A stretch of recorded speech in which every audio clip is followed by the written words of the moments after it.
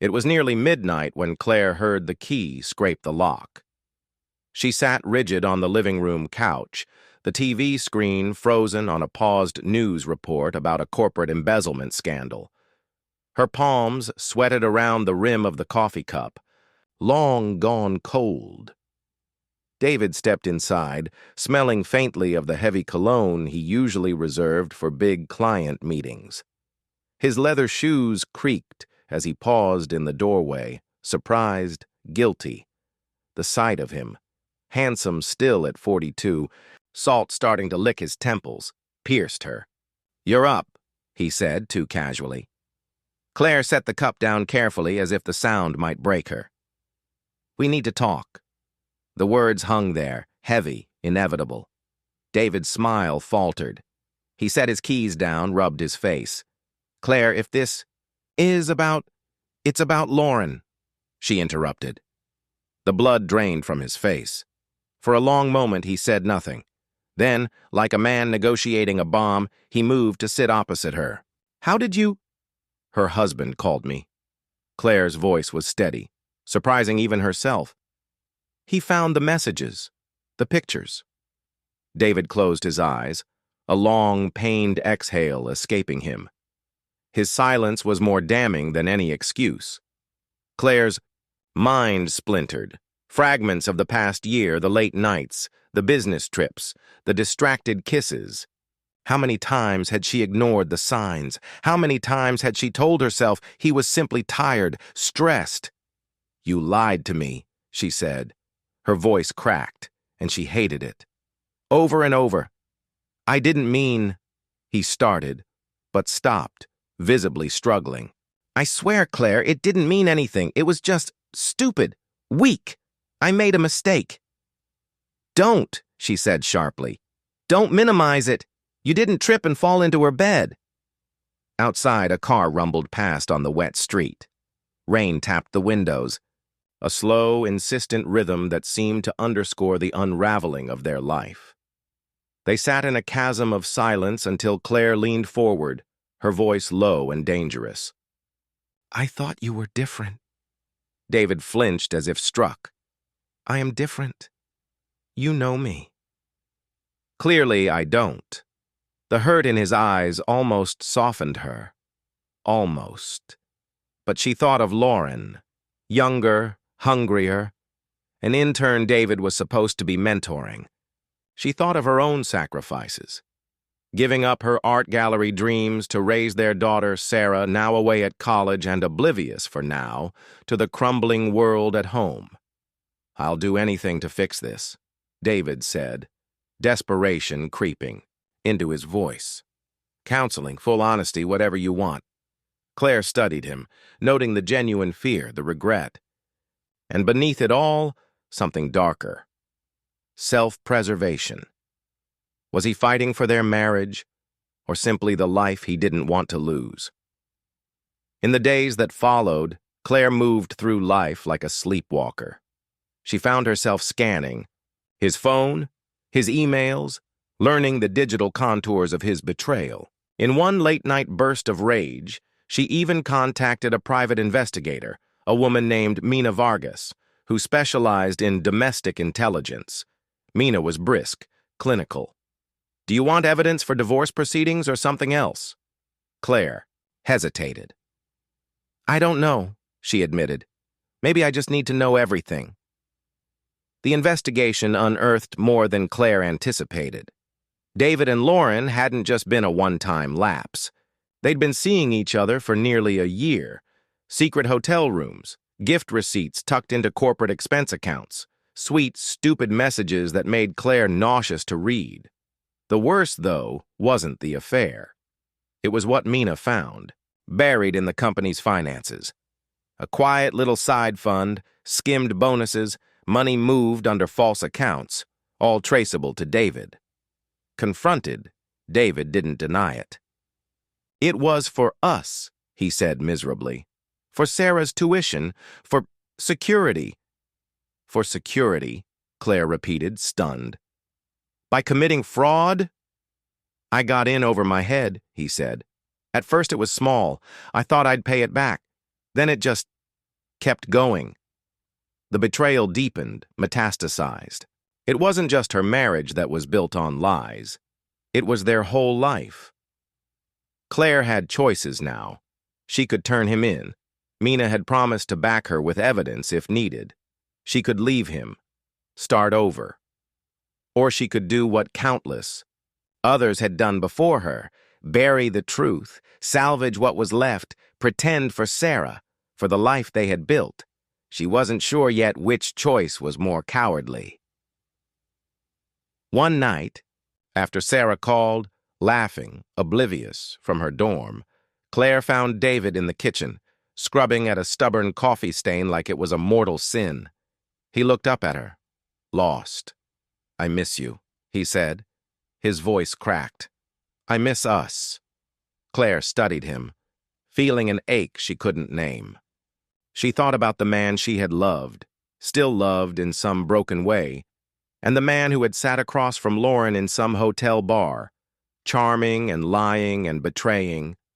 She thought about the cost of forgiveness, not just to him, but to herself. Finally, she spoke. "If I stay," she said, "there will be conditions." "Anything," David said quickly. "You turn yourself into the board. You come clean. No more lies." David paled. "They'll fire me. There could be charges." "I know," she said. He swallowed. "And if I refuse?" She met his eyes. "Then we're done." The silence stretched between them, brittle and full of gravity. At last, David sagged, as if a great weight had been dropped on him. "Okay," he whispered. "I'll do it," Claire nodded, not triumphantly, just tiredly. There was no victory here, only survival, maybe. And maybe, eventually, something like grace. As she turned away, climbing the stairs to the guest room she now claimed, Claire felt the thin, trembling line between hope and foolishness. The future was an open question, one she wasn't sure she wanted answered. Claire lay awake in the guest room, staring at the ceiling fan as it spun slow, aimless circles. The rain had stopped hours ago, but the dripping from the gutter outside kept time, a relentless ticking clock. David would confess, he'd said. He would come clean. But Claire knew him now. Really knew him. The quiet way he calculated, the way he measured risk and benefit, even when pretending to be vulnerable. She knew the chances of him risking prison, public humiliation, were slim. And if he didn't. She turned on her side, the sheet twisting around her. Mina's file sat hidden at the bottom of her closet. The documents, the photos, the financial records. And in them, Claire realized, lay more than just evidence. They lay power. The atu. Next morning, Claire made coffee and toast, acting out the motions of a life. David emerged from their bedroom wearing the same suit he wore on court dates when he served as a character witness. Not a man ready for confession, she noted bitterly, but a man preparing his defense. "I'll talk to them today," he said, avoiding her eyes. "I'll call a meeting." She nodded, offering a small, brittle smile. "Good." When he left, Claire pulled out her phone and dialed Mina. "I need the package delivered," she said. "You're sure?" Mina's voice was calm but edged with warning. "Yes. Send it to the board anonymously. Let the company deal with him." "And you?" Claire hesitated. "I'm leaving." She didn't add whether he went down or not. She couldn't live with this rotting foundation under her feet. Whether David burned or survived was no longer her burden. Claire spent the day packing quietly. Not everything, just the things that mattered. Photo albums, Sarah's childhood drawings, a few of her mother's paintings. Enough to build a different life elsewhere. By late afternoon, she received a message from Mina. Package delivered. Claire stared at it for a long moment, then deleted it. At 6 o'clock, David returned. He looked wrecked, his tie loosened, his hair mussed.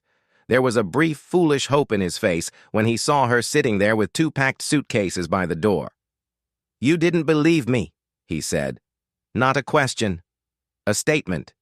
You didn't give me any reason to, she said.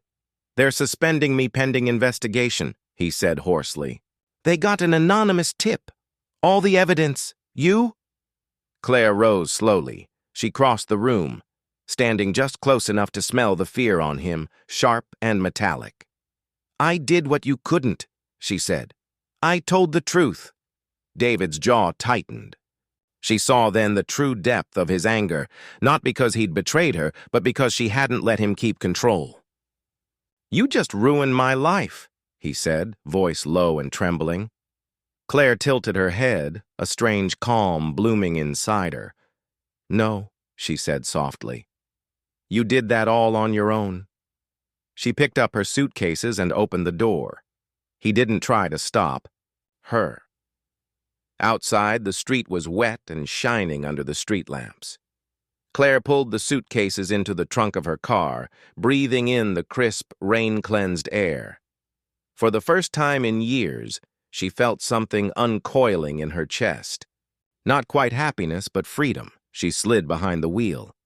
Her hands trembled a little, but it was a clean tremor, not the sick, shaking rage of betrayal. As she pulled away from the curb, she glanced once in the rearview mirror.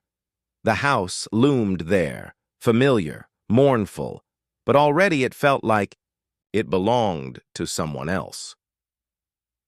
Claire drove into the uncertain dark, toward whatever waited beyond the wreckage. She did not look back. End. 6 months later, Claire stood at the counter of a small art gallery in Portland, Oregon, arranging a new display of local photography. The gallery was modest, 2 rooms and a storefront window, but it was hers. A life built from the ashes, the curve. Bell over the door chimed, but she didn't look up immediately. Customers came and went, curious tourists, college kids, retirees with time to spend. She kept her focus on adjusting the lighting, careful to align everything just so. It was Mina's text that finally drew her attention, short and sharp. It's done. Claire's hands stilled. She knew what it meant. David had been formally charged. Wire fraud, embezzlement. His name appeared occasionally in business blogs and local news snippets. Nothing national. He wasn't a big enough fish. But within their old community, the tidy, well-to-do circles where reputation mattered, he was toxic now. The private disgrace was almost worse than the public kind. Claire should have felt triumphant. She had won, escaped. Instead, she only felt tired. After the gallery closed, Claire sat alone in the little studio she had fashioned in the back room. She turned a blank canvas over in her hands, considering, but the weight of memory was thick tonight. She thought of Sarah, who still didn't know the whole story. Claire had lied, said the separation was mutual, no big drama, grown apart. Maybe one day she would tell her daughter the truth. Maybe not. Maybe it was enough that Sarah could still love her father without the heavy, complicated rage Claire carried. In the stillness, Claire admitted something to herself. Some part of her had loved David even as she destroyed him. That was the hardest part. Love didn't vanish because someone broke you. It just lay there, like a splinter under the skin, aching whenever you brushed against it. Her phone buzzed again. A second message from Mina. He took a plea deal. 5 years probation. No jail. Claire let out a breath she hadn't realized. She was holding. Part relief, part sorrow. 5 years of living small, living humiliated. That was his punishment. But her sentence, her true sentence, was learning to live with what she had done. The choices she had made, the silences she had kept. She wasn't blameless either. She stood and picked up a brush, dipped it into paint, and touched it to canvas. A slow stroke. A beginning. Outside, the night deepened. Claire painted. Tomorrow would come, as it always did, and this time, she would face it with her eyes open. End. The letter arrived on a Tuesday, no return address. Just her name, written in the tight, familiar scrawl she hadn't seen in months. Claire almost threw it away unopened. Almost. Instead, she carried it into the studio, set it on the work table, and stared at it while the kettle boiled. The envelope sat there like a ticking bomb. Finally, hands trembling slightly, she slid a knife under the seam and peeled it open. "Claire, I don't know if you'll even read this. I don't deserve to ask anything of you, but I need you to know. I'm sorry. For all of it. Not just the affair or the money. For how long I made you live next to a stranger and pretend it was love. I've lost everything. The house, my job, most of my so-called friends. You were the only thing that was ever real. I see that now. I'm in a small apartment downtown, trying to start over. I don't expect forgiveness, I'm just asking, please don't erase me completely. If you can, call me, even just once." David Clare read it twice, then a third time. A low, bitter laugh escaped her. How easily he still tried to shift the burden onto her. "Don't erase me," he said, as if he hadn't erased their marriage with his own choices. She crushed the letter into a tight ball and threw it across the room. It bounced off the wall and landed in a corner, small and harmless and awful. Claire sank into the nearest chair, heart pounding. Could she call him? Even out of pity, even out of some vestigial love, would one call just reopen old wounds? Or was it worse? Was not calling a way of clinging to bitterness, to anger, to the last shred of power she still had? The next morning, Claire stood outside the gallery before opening. The air was cold and wet, smelling faintly of coffee and asphalt. Across the street, people hurried past, shoulders hunched against the misty rain. Her phone was in her pocket. The letter still crumpled on the work table behind her. She could call him. She could delete his number forever. She could do nothing. The cruelest mercy. For a long moment, Claire stood there, the weight of the decision heavy and private. In the end, she simply turned the key in the gallery door, flipped the sign to open, and stepped inside without making a call. Outside, the rain began to fall harder, washing the streets clean. Inside, Claire picked up her brush and started a new painting, this one bolder, messier, full of dark reds and aching blues, a painting that didn't pretend anything was perfect anymore, a painting that somehow still mattered. End. This leaves Claire's final choice: forgiveness, revenge, indifference, hanging delicately, forcing the reader to wrestle with it themselves, just like she must. It happened 3 days after the letter. Claire was locking up the gallery after a slow Friday evening, her keys jingling in the heavy quiet, when she felt the hairs on her arms prickle. Someone was standing by the curb across the street. A figure, half shrouded in the mist and weak streetlights. She didn't need to see his face to know it was David. Her throat tightened. A small, raw part of her wanted to turn and flee back inside, bolt the door, pretend he wasn't there. But instead, she straightened, set her shoulders, and crossed the street. Each step heavy, each breath a choice. David looked thinner than she remembered. His suit hung loose on his frame, as if he were melting inside it. He clutched a battered umbrella in one hand, but made no move to open it against the mist. "Claire," he said hoarsely when she stopped a few feet away. She waited, silent. "I didn't know how else to reach you," he said. His voice was shaky. His eyes, once so familiar, were hollowed out with something deeper than regret. "I thought, maybe if you saw me, if you knew I wasn't the man you left behind." "I know exactly who you are," Claire said quietly. David flinched. "I lost everything," he said. "You were right to leave. You were right to expose me." Claire swallowed the sudden, awful sympathy rising in her, sympathy for a man who had broken her so thoroughly she almost couldn't recognize her own life. "You didn't come here for me," she said finally. "You came because you want absolution." He shook his head. "No, I mean, maybe, I don't know anymore. I just... He dragged a hand through his wet hair, almost boyishly. I miss you. I miss us. I don't know how to be without you. The rain thickened, drumming softly against the pavement. Claire stared at him, seeing everything now. Not just the man he was, but the man she had once believed in. The man who had loved her and lied to her in equal measure, and she realized something bone deep. Some wounds don't heal with time. They just harden. You're going to have to learn, she said. She turned, rain slipping down the back of her neck, and walked away. Each step was agony and liberation. David didn't call after her. He simply stood there, sinking into the mist, into the night, into the life he had destroyed with his own hands. Claire did not look back. This time, she wouldn't. End. Claire drove through the wet streets, headlights slicing through the mist. Her hands gripped the steering wheel too tightly. Her whole body buzzed with the aftershock of confrontation.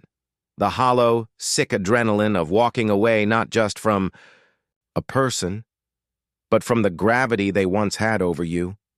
At the first red light, she exhaled, slow and shaky. You're free, she told herself.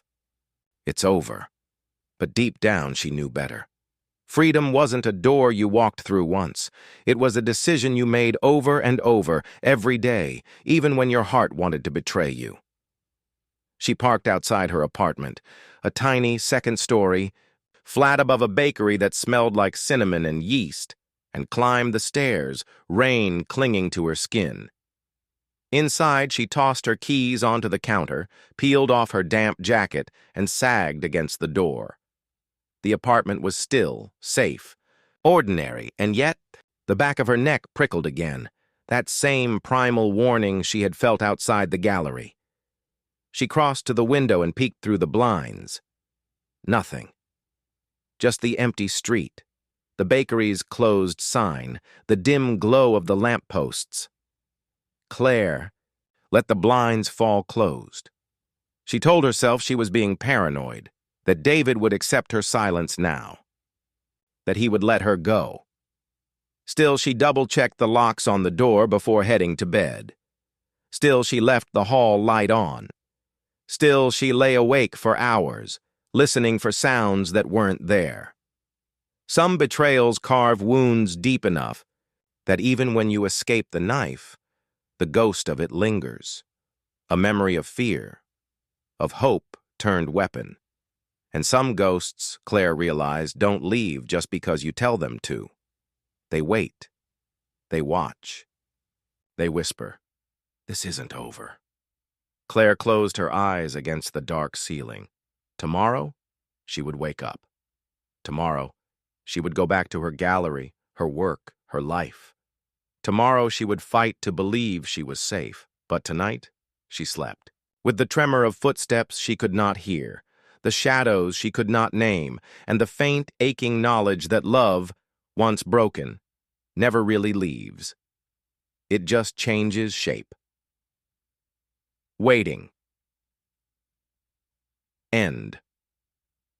This ending leaves the reader uneasy, just, like Claire, with no guarantee that David is truly gone, but without explicit threat. Only the fear, the memory, the possibility. Claire receives an anonymous message, suggesting the threat is not fully gone. The Fault Line, Part 7, The Message. It was just after 2:13 a.m. when her phone buzzed on the nightstand. Claire jolted upright, heart-hammering. For a moment she sat, there in the darkness, staring at the glowing screen. One new text message. No contact name. No photo. Just a number she didn't recognize. Her hands felt numb as she picked up the phone and opened the message. You can't erase history. No signature, no explanation. The small black words seemed to pulse against the pale screen, heavy, with implication. Claire's mouth went dry. She checked the number. A burner phone. No way to trace it easily. For a moment she sat there. the phone trembling slightly in her grip. Was it David? Almost certainly. But what if it wasn't?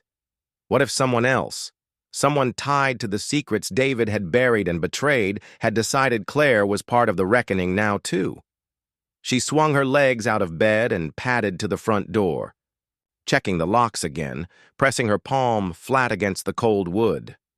Nothing moved outside but the slow spill of fog across the street.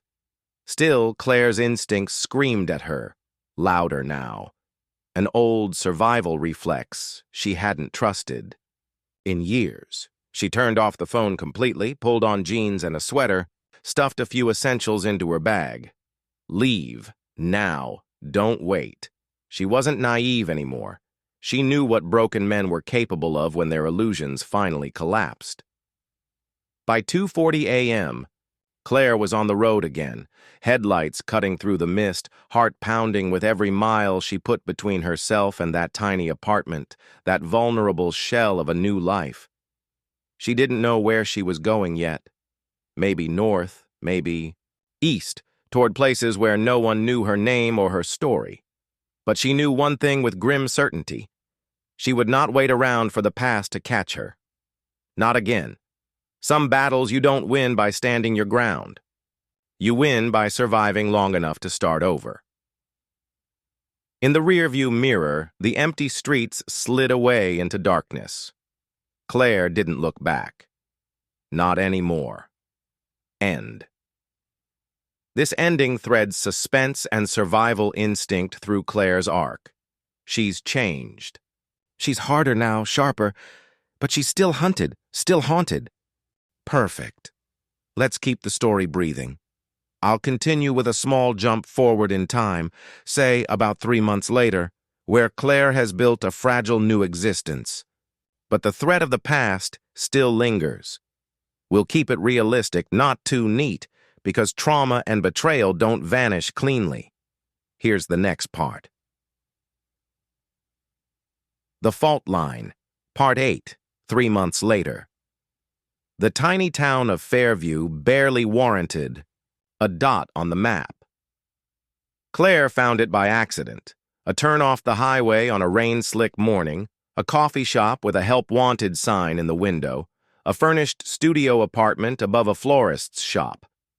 She told herself she wasn't running. She was rebuilding. Slowly, painfully, she stitched together a new routine. Mornings arranging shelves at the coffee shop, afternoons walking by the river, evenings painting in her narrow little room, the scent of cut roses drifting up through the floorboards. She didn't tell anyone her real last name. She didn't post photos. No social media. No forwarding address. Sometimes, late at night, she dreamed of her old life. The gallery, the townhouse, Sarah's laugh in the kitchen. She would wake up tangled in sheets, heartbreaking all over again. But mostly, Claire built something like peace, a life small enough to fit into her own 2 hands. One evening in early spring, Claire was closing up the cafe when she noticed it. A man sitting in the corner booth by the window, nursing a coffee he hadn't touched. She had seen him earlier that day, too, across the street, pretending to browse at the hardware store. Cold knot formed in her stomach. He didn't look like David. Too thin. Younger, maybe. But his presence felt deliberate. Wrong. Claire pretended not to notice. She wiped down the counter, locked the register, flipped the closed sign with steady hands. She didn't let herself glance over again. When she stepped outside, into the cooling air, the man stayed behind the glass, watching. Back in her studio, Claire bolted the door and pulled the curtains tight. Her phone, a new burner, number known to almost no one, vibrated once against the nightstand. A message. Blocked. Number. No text this time, just a photo. Claire stared at it, blood draining from her face. It was her, taken through the cafe window. From today. From minutes ago. Her body went cold with realization. It wasn't over. David hadn't given up, or maybe it was someone else now. Someone from the web of secrets she had only glimpsed at the edges. Either way, it didn't matter. Running hadn't saved her. Hiding hadn't erased her past. It had only delayed the inevitable. Claire sat down heavily on the narrow bed, the phone still glowing in her palm. Outside, the river ran dark and fast, swollen, with spring rains. Inside, the silence pressed close against the walls. She had two choices now: run again, or fight. She didn't know which path she would take yet, only that she wouldn't survive much longer pretending she could stay invisible, not with ghosts willing to cross any distance to find her, not with the fault line of her old life cracking, wider beneath her feet. Far below her window, the night swallowed the streets whole, and somewhere out there, in the wet blackness, someone was waiting, watching, waiting. End. Claire decides she won't run anymore. She'll fight, but carefully. No screaming, no dramatics. She's learned that survival is quiet, patient, and brutal. Here's the next continuation. The Fault Line. Part 9, The Hunter. Claire stared at the photo glowing on her phone, her face captured through glass. A perfect, silent target. The old Claire, the woman who once believed in second chances, in forgiveness, in fairness, might have panicked. Might have packed a bag, fled to another anonymous town, started over again. But the woman sitting, here now, heart hammering slow and hard inside her chest, knew better. Running was just another kind of surrender. She turned off the lights, sat still in the darkness until her eyes adjusted.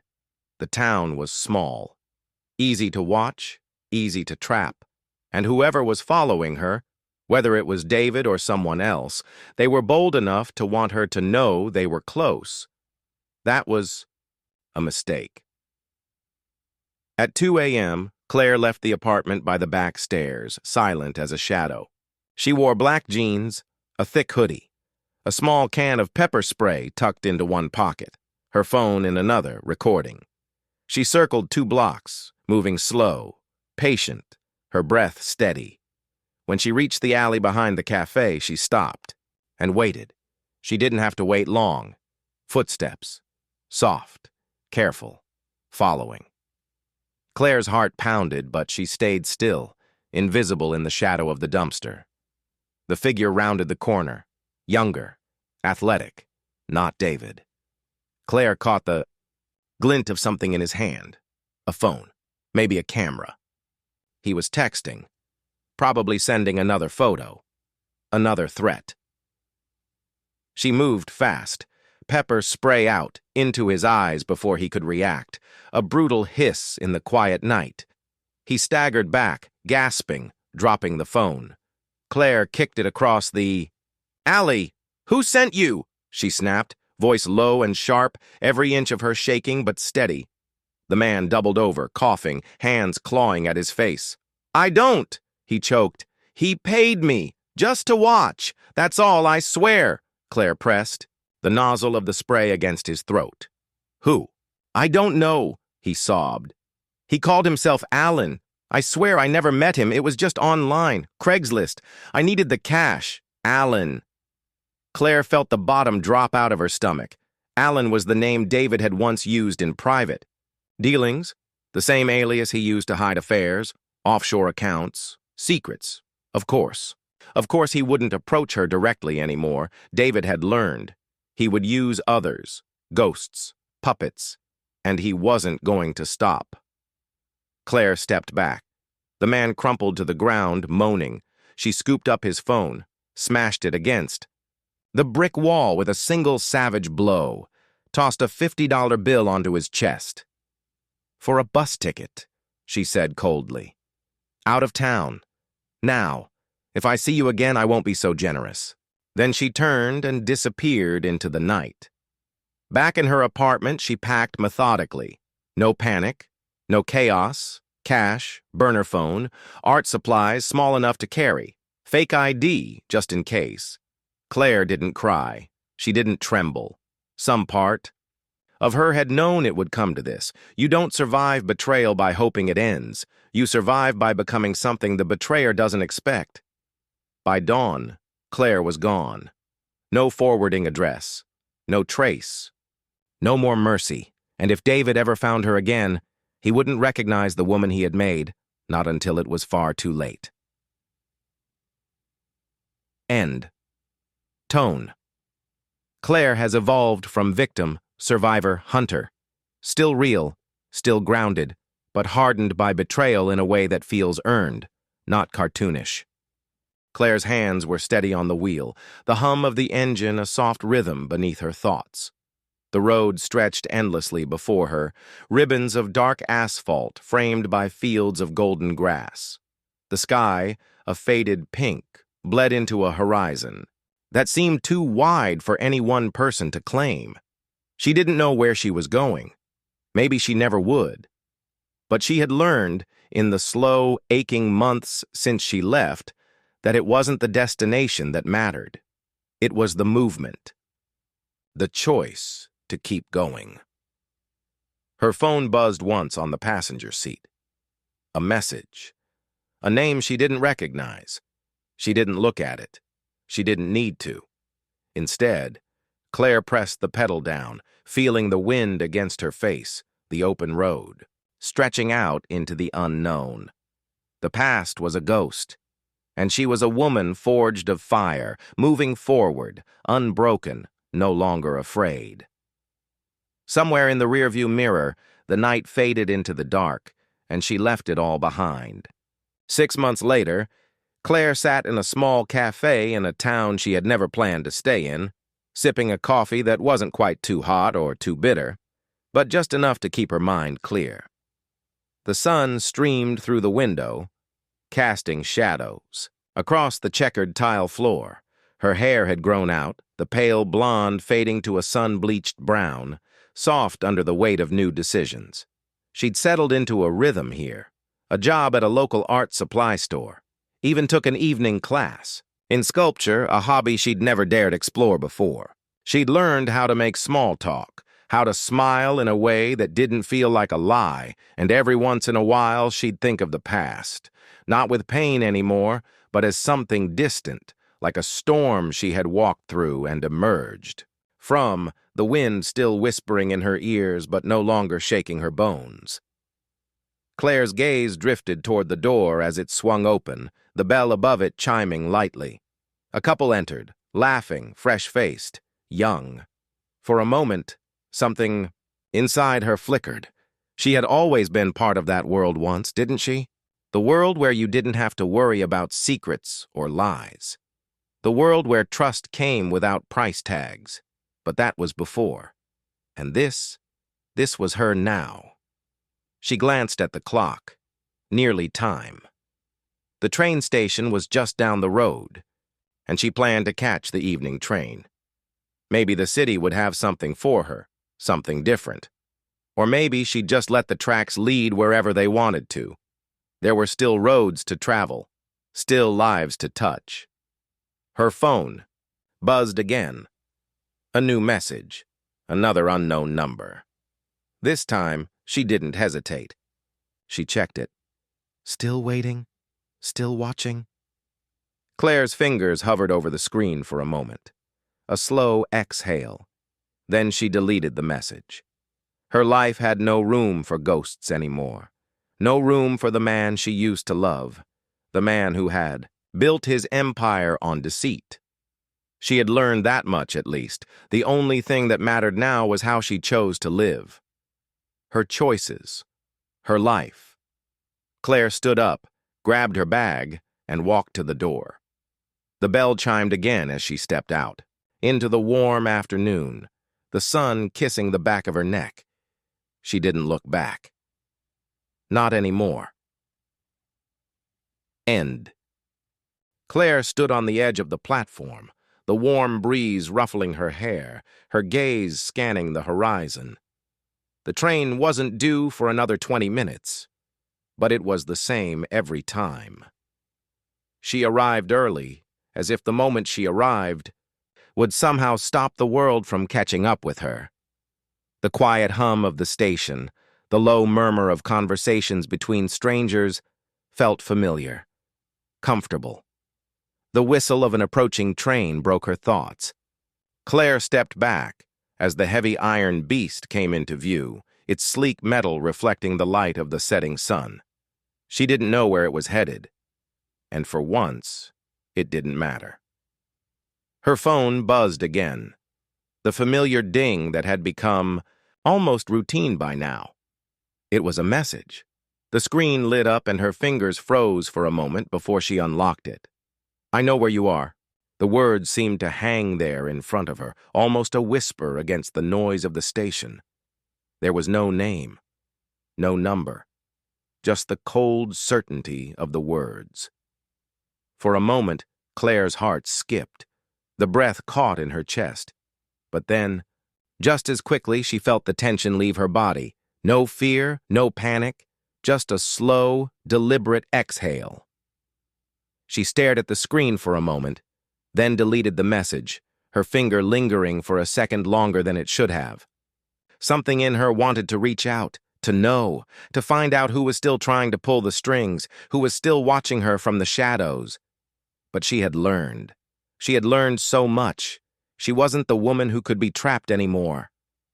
She wasn't the one who would be chased into a corner. She had left that version of herself far behind. The train stopped with a low grinding sound and the doors hissed open. Claire stepped forward, blending with the other passengers, moving with purpose. She didn't look back, not once. Her phone buzzed again, but she ignored it. It didn't matter. On the other side of town, a man sat in a dim-lit room, his phone gripped tightly in his hand. The screen glowed with the words Claire had just read. David had tracked her. David was still looking, still waiting, still watching. But it wasn't the message he had hoped for. He had expected panic, fear, maybe a tearful phone call. Maybe Claire would collapse, beg for help. Maybe she would fall back into the web he had once spun for her. But instead, the message was gone. Vanished. Gone like dust in the wind. And now, there was only the silence. The deep, empty silence of a man who had nothing left to control. Claire's train left the station, pulling away from the past, from everything that had tried to destroy her. She sat by the window, her face reflected in the glass, a figure half in shadow. She didn't know where she was going. Maybe to a new town, maybe to a different life. But she knew one thing for sure. She would never stop moving. She would never stop leaving everything behind. The betrayal, the ghosts, the broken promises. Because this was the only truth that mattered now. She was no longer running. She was free. And she was done looking back. A week passed since Claire boarded that train. She had made her way west, to a small, nearly forgotten beach town, where the air was heavy with salt, and the sound of waves crashing against jagged rocks became a lullaby to her restless mind. She rented a small house, the kind that didn't demand attention, but offered quiet. She spent her days walking the shoreline, letting the wind brush her skin, the sand slipping between her toes. In the evenings, she painted, landscapes of seashells and fog, of water lines blurring with the horizon. It was enough. For now. She'd heard nothing more from David. No messages, no calls, nothing. Her phone, which she had kept locked away, in a drawer for days, buzzed again on the kitchen counter. She hadn't even noticed it until the sound repeated. She sat in the living room, wrapped in a blanket, sipping her coffee, staring out at the gray morning. The house was quiet, but that phone. Claire reached for it slowly, her fingers brushing the screen. Another message. Another blocked number. The familiar weight of dread, the tightness in her chest. The same feeling she had fought to leave behind, to never feel again. She unlocked the phone. "You think you've outrun it, don't you?" Her heart sank. Her breath held. This wasn't the first time it had happened. She had stopped hoping for peace long ago, but this was different. The message was almost taunting, a sickening echo of something deeper, something personal. Claire's hand trembled, slightly, but she didn't delete the message this time. She stared at the words for a long time, the pulse of her past pressing like a phantom in her chest. "It will follow you forever." Claire exhaled slowly, as though the words had lost their power. She wasn't afraid. Not anymore. But the message was something new, something final, almost. She glanced out the window at the gray sky, the waves still lapping at the shore. She didn't reply. She never would. Claire knew something she hadn't allowed herself to believe before. No one can outrun their past forever, but they can choose to live with it, to shape it into something that doesn't define them, to carve out a future despite the shadows. She stood, placing the phone on the table. She walked over to the window, opened it, and let the cool, salty air fill her lungs. The sound of the ocean was louder now, calling to her, always moving, always changing. There was a knock at the door. Claire froze. It wasn't a soft knock.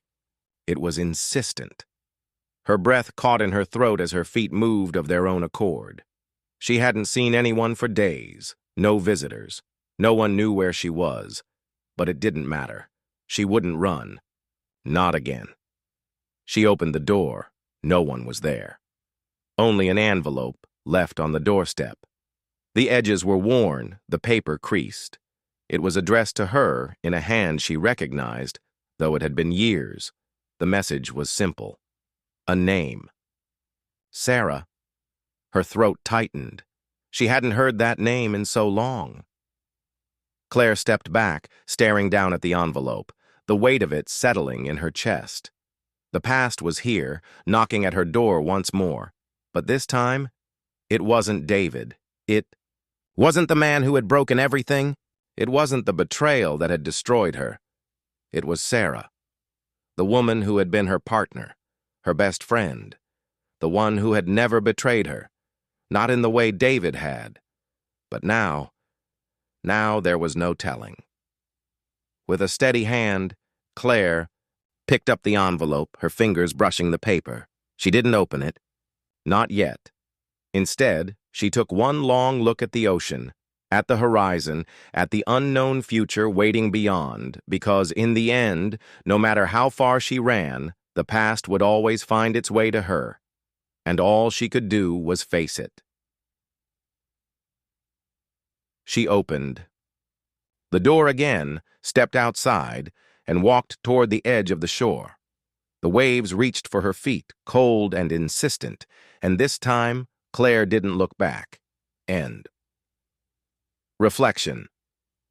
Claire stood on the beach, the envelope still in her hand, the weight of it like a stone. She hadn't opened it. She didn't need to. The name was enough to send her heart into a sharp flutter, a sting of something she hadn't thought about in years. Sarah. Her mind danced back to another life, to the time before everything fractured. Sarah was more than a friend. She was a sister, a confidant. Their lives had intertwined in such a way that Claire had never considered a world without her. And yet everything had fallen apart. The waves crashed steadily on the shore. She could almost hear them mocking her. Why do you keep running? Why not just face what's been left behind? Claire glanced at the envelope once more, the familiar handwriting stirring something deep in her chest. Could she open it? Could she risk letting whatever was inside unravel what little piece she had built? Her feet moved without thinking. She walked toward the small table on the porch, set the envelope down, and then turned back toward the ocean. The wind whipped through her hair. It felt free, and it felt like an escape all at once. For a moment she considered just throwing it away. But she knew herself too well. This wasn't about the envelope. This wasn't about Sarah either. It was about the weight of her own choices. It always had been. The quiet was broken only by the distant call of gulls and the rhythmic sound of waves lapping against the rocks. Claire closed her eyes, trying to collect herself. She was getting better at this, at letting things go, at learning that control didn't always mean keeping the pieces tightly locked in place. She was learning how to move forward. Still, the envelope burned in her mind, and before she could talk herself out of it, she went inside, sat at the table, and carefully ripped it open. The letter inside was short, simple. Claire, I know what happened, and I know what you've been through, but you deserve to know the truth, too. I'm sorry it took me so long to reach out. I couldn't be there when you needed me, but I can't keep running from this either. We need to talk. There are things you still don't understand. I'll be in town for a few days. Please let me explain. Sarah Claire read the words twice, then again, and once more. Her fingers tightened around the paper, and for the first time in a long while she felt something stir in her. A mix of anger and curiosity, the heavy sting of betrayal creeping back into her chest. It wasn't about forgiveness. She had no idea if she was ready for that. But this was a truth she hadn't had, a piece of the puzzle that had been missing. All the pieces that had scattered after that night when everything fell apart. She had spent so many years blaming herself, hiding in her own shell, running from the ghosts that were never hers to begin with. But now there was a chance to understand. The question was, did she want to? Her phone buzzed again. It was a text, another blocked number. Don't let her in. The message was cold, simple, and all too familiar. Claire's heart skipped. She didn't need to ask who this was from. It was David. It had to be. His presence, even without the words, still hung around her like a suffocating cloud.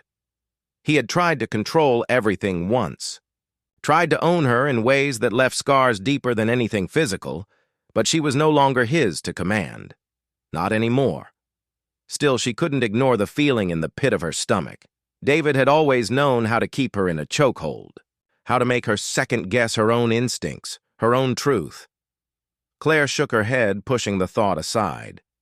This wasn't about him. It was about Sarah, and the unfinished story that had been left behind. For hours, she stared at the phone and the letter. The night stretched long and quiet, the only sounds from the outside world those of the wind and the waves. Claire felt suspended in time, a space between the past and the future, as though she were standing on the edge of a cliff, watching both worlds merge in the distance.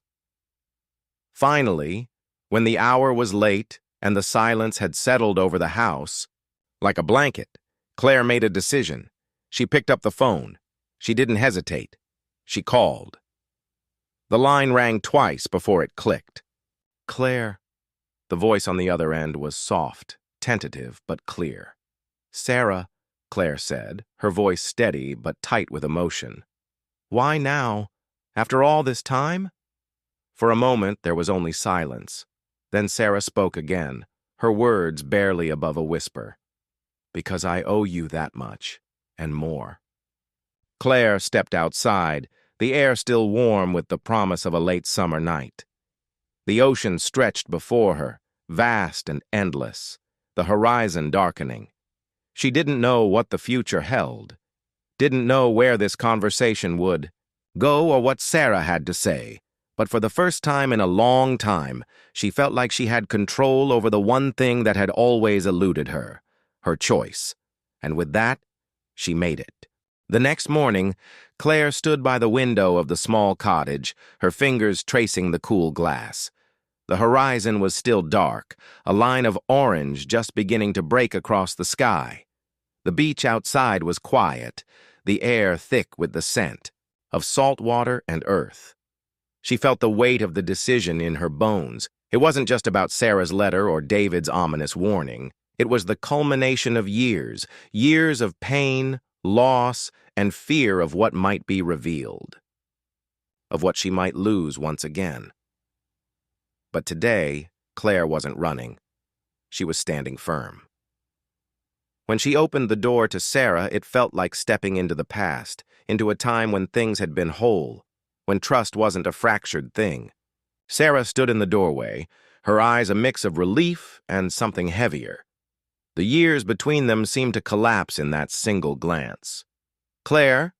Sarah's voice was barely above a whisper, and Claire could see how the other woman's hands trembled. She was just as vulnerable as Claire had been all those years ago. For a moment, Claire almost felt sorry for her. But then she reminded herself that this wasn't about sympathy. It wasn't about what Sarah had been through. It was about what she had done. The secrets, the lies, the things left unsaid that had torn Claire's life apart. "Come in," Claire said, her voice steady but edged with something sharp. She stepped aside, allowing Sarah to enter, but she kept her gaze firm, fixed on the woman who had once been her best friend. They sat in silence for a long moment, the air between them thick with unspoken words. Claire's heart raced, her thoughts a mix of dread and anticipation. Sarah was here now, but what was she really going to say? After a long pause, Sarah finally spoke. "I didn't want to hurt you, Claire. I never did. But I didn't know how to get out. I didn't know how to stop it." Claire's brow furrowed. "Stop what?" Sarah swallowed hard, and for the first time Claire saw the real guilt in her eyes, not the calculated version that came when someone was trying to evade the truth. It was raw, unfiltered. "I knew about him," Sarah whispered, her voice cracking, slightly. "David. I knew everything. I knew about the affair, and I still—" She shook her head, her eyes brimming with tears. "I still did nothing." Claire's breath caught in her chest. She had suspected. She had always suspected, but hearing it from Sarah's mouth, the betrayal, the utter disloyalty, stung in ways she hadn't prepared for. "Why?" was all Claire could manage to ask, her voice tight. "I was scared," Sarah said, her voice breaking now. "I was scared of what would happen if I told you. Scared of what David would do. You have no idea. He had control over everything. Even me. I thought if I just stayed silent, if I just played my part, it would be easier." Claire stood up, the anger boiling inside her, hotter than she could contain. "You chose silence," she snapped. "You chose to protect him. You chose to let me suffer. And for what? A little peace of mind? A little protection? You think that makes it better?" Sarah's face crumpled, and she reached out as though to take Claire's hands. But Claire stepped back, refusing the contact. "No, don't touch me," she said, her voice firm, the wound too fresh to allow for anything else. "I am so sorry, Claire. I should have been there. I should have told you what was really happening. I should have protected you from him, but I was too afraid of losing my own stability, my own life. And I couldn't see the damage I was causing you until it was too late." For a long moment, there was only the sound of Claire's breath, sharp and uneven. She wanted to scream, to unleash all the pain Sarah had caused, but she held it in, her hands clenched into fists at her sides. "You don't get to apologize," Claire said, her voice steady but cutting. "Not after everything. After the lies, the secrets, the fact that you sat by and let me be manipulated. Don't pretend this is something you can fix with an apology, Sarah." The other woman flinched, tears finally spilling down her cheeks. I know there's no fixing it. But I can tell you the truth now. I can't take back the past, but maybe I can give you the answers you never had." Claire stood at the window, watching the ocean crash against the rocks below. The sound was hypnotic, soothing. It almost felt like the whole world was just moving on, leaving everything behind. She closed her eyes, letting the weight of the moment sink in. Sarah had been part of her life for so long. The betrayal ran so deep, and yet there was something familiar about the pain, something old that had already been born, already been healed in some way. Maybe the scar would never fade, but it wasn't the end. It couldn't be. "I need time," Claire said softly, her voice tired but certain. "I need time to understand this, and I need time to decide what happens next." Sarah nodded, wiping at her tears. "I'll give you all the time you need. I just wanted to be honest with you. For once." Claire didn't answer. She didn't need to. There was no easy solution here. No magical reconciliation. But Claire was beginning to understand something important. For the first time, she didn't need anyone's forgiveness to be whole. She didn't need to go back to the past, to the lies. She didn't need Sarah's answers to feel like she could move forward. She had already taken the first step. She had chosen to stand up, to face the truth. No matter how painful it was, she could handle the rest. The ocean roared outside, a constant reminder that life moved forward no matter what, and Claire was ready to move with it. Days passed after Sarah's visit. The air felt heavy, as though the world was waiting for something, a conclusion, a reckoning. But Claire wasn't ready for answers, not yet. Instead, she walked the beach in the mornings, her feet sinking into the cool sand as the waves licked at her ankles. She'd walk for hours, letting the rhythmic pull of the tide guide her thoughts. She thought about forgiveness. Could she forgive Sarah? Could she forgive herself? It wasn't about absolution, not for Sarah, not for David. The truth was, Claire didn't need them to redeem themselves. The only person who could redeem her was herself. Yet a part of her still ached. The life she had known, the one where trust wasn't a fragile thing, where her world wasn't built on broken promises, felt so far away. She missed it. She missed the clarity, the simplicity of being loved without questions, without fear. But those days were over. On the 5th day after Sarah's visit, Claire decided to take a different route. Instead of walking along the shore, she turned inland, following a small trail that led into the wooded area behind the beach. The forest was dense here, the trees towering above her in a protective embrace, their branches rustling with the wind. It felt like a different world, quieter, calmer. But even here, deep in the woods, Claire could feel the tension, the pull of everything unresolved. The question of what would happen when she finally picked up the phone again, when she finally decided whether to respond to Sarah's plea for forgiveness, or if it was time to cut ties completely. Her thoughts were interrupted by the buzzing of her phone. She had turned it on for the first time in hours, though she had been avoiding it. The notifications were relentless. It was a text from David. "Claire, please, I need to speak with you. I know I hurt you, but I can't keep living with this guilt." Claire's heart lurched in her chest, but she didn't stop walking. She just couldn't. Not yet. The weight of his words was still too raw, his past manipulations fresh enough to make her shudder. She let the phone buzz again and again and again. The messages piled up, but Claire didn't look at them. She knew what they would say. They would plead. They would beg. They would twist the narrative in his favor, the same way he had done for so many years. But she wasn't falling for it anymore. The trail opened up to a small clearing, and Claire stopped to catch her breath. The sun was low in the sky now, casting golden beams across the landscape. She didn't notice how much time had passed. It didn't matter. Taking a seat on a large, flat rock, she closed her eyes and let the quiet of the woods settle in. Her chest still felt tight, but it was different now, more manageable. She was used to this pressure, this ache. It had been a constant companion for so long, she wasn't sure who she was without it. The sound of footsteps disturbed the silence, and Claire's eyes snapped open. A figure was walking toward her from the other side of the clearing. It was Sarah. Claire. Sarah's voice was tentative, almost as if she didn't have the right to speak. Yet there she was. Claire didn't rise. She didn't have the strength to stand. Not yet. Instead, she looked up at Sarah with a quiet, expectant gaze. Sarah stopped a few paces away, waiting for permission.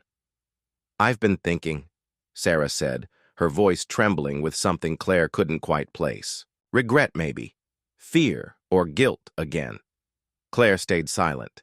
She didn't need to fill the space with words. "Not this time." "David's not coming back," Sarah continued, her voice small. "I know what you're thinking, that you don't need him anymore, that he's not worth your time. But I'm here to tell you something you don't know, something that I should have said a long time ago." Claire's brow furrowed, but she didn't interrupt. Let her speak. Sarah took a shaky breath, her hands clasped tightly in front of her. "He wasn't just a husband to you. He wasn't just your partner. He was a manipulator. He played everyone, including me. I thought I could protect you from him, but I was too scared. I was so caught up in my own fears, my own guilt, that I couldn't see what was happening right in front of me." Claire felt the sting of those words, the finality in Sarah's voice. Her heart squeezed, but it wasn't from sorrow. It was anger, the kind that came when someone finally owned their role in the pain they caused. "Why tell me now?" Claire asked quietly, her voice strained but steady.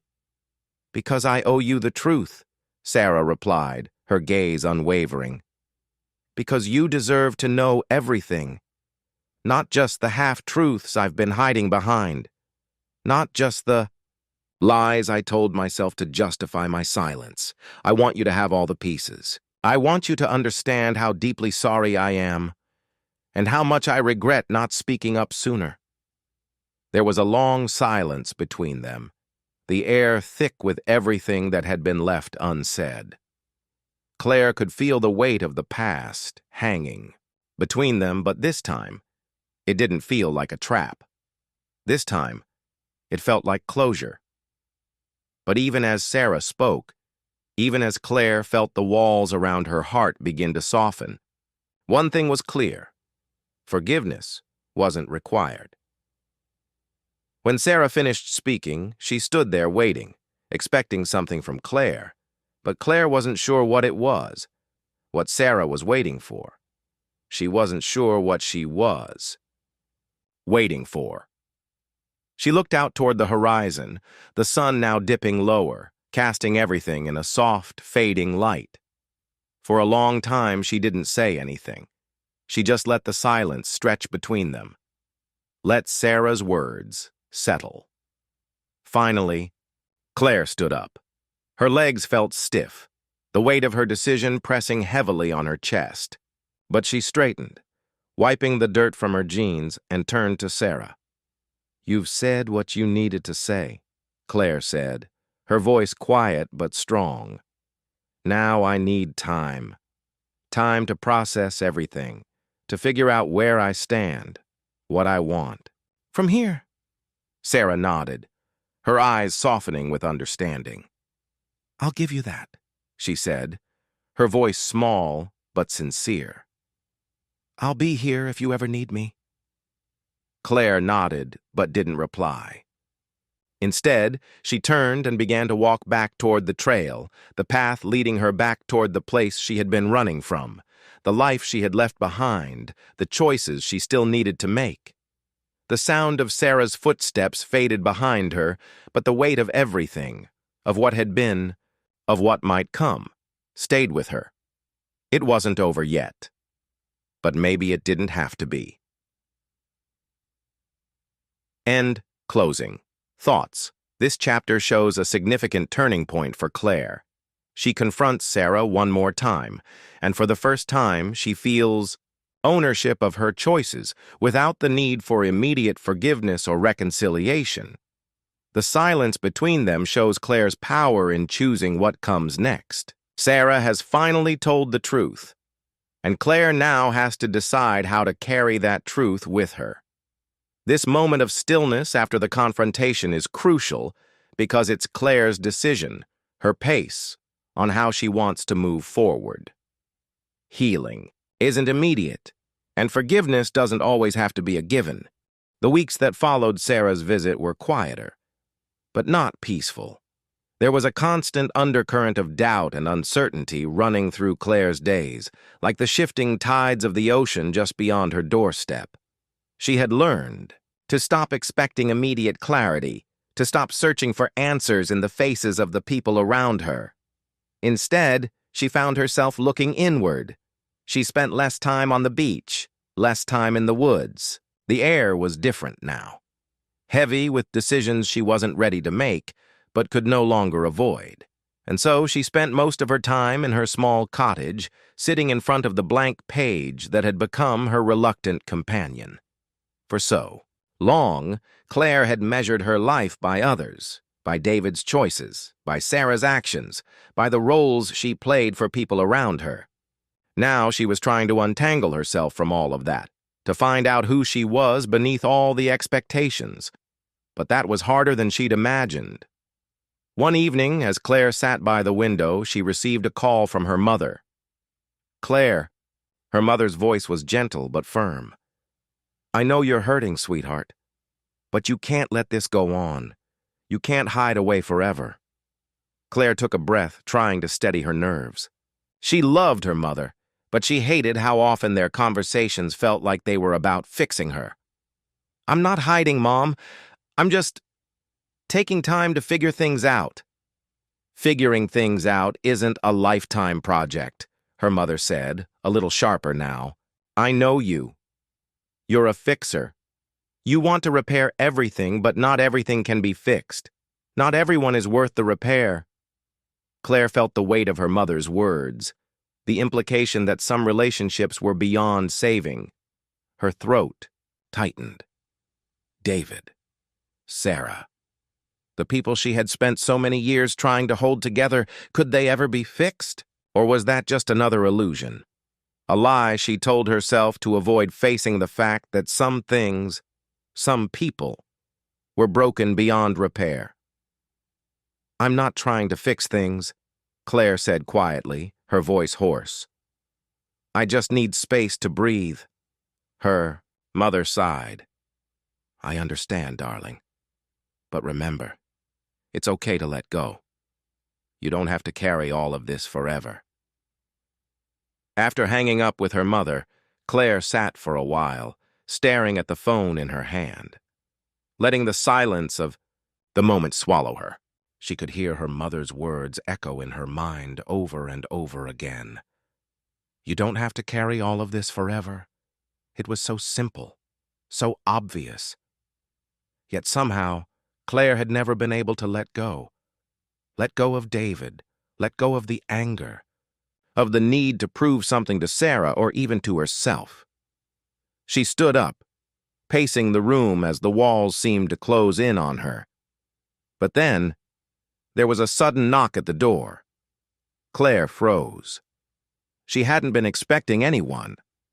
She wasn't even sure she wanted to see anyone right now. The knock came again, louder this time. When Claire opened the door, she was met by David.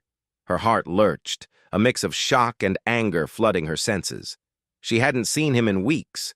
After their last conversation, after everything that had happened, she didn't think she would ever have to face him again.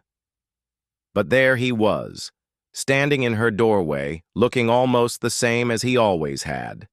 Confident, charming, but with something less certain in his eyes now. "Claire," he said softly, his voice tentative.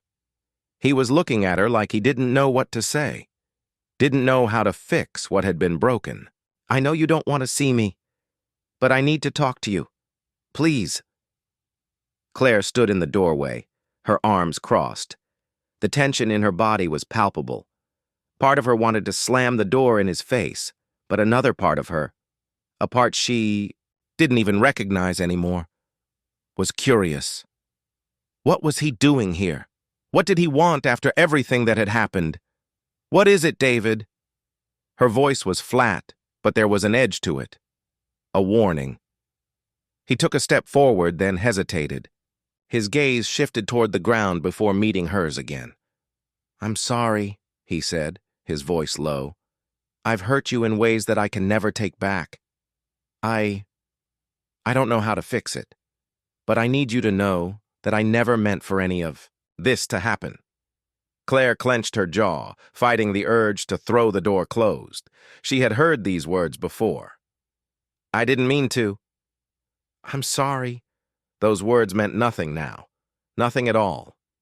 "David," she said, her voice colder than she meant it to be. "You've already said everything you can. It's too late for apologies." His face tightened, his expression darkening. "It's not too late for me to make things right, Claire. I'm asking you to give me a chance. To try. I want to fix this. Us.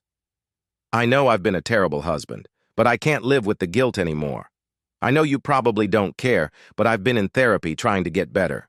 I know I've screwed up, but I'm trying to change. Please, just give me a chance." For a moment, Claire didn't speak. She felt the pull of everything he was offering. A return to something familiar, a return to what was once good between them. But then she remembered. She remembered the years of lies, the hidden truth, the betrayal, the way he had destroyed their marriage piece by piece. No, she couldn't go back. "I don't need you to change, David," Claire said, her voice steadier now. "I need you to stay. Gone. I need you to understand that I've moved on, and that means without you." There was a long silence as David stared at her, the words he had prepared dying on his lips. He wanted to say more.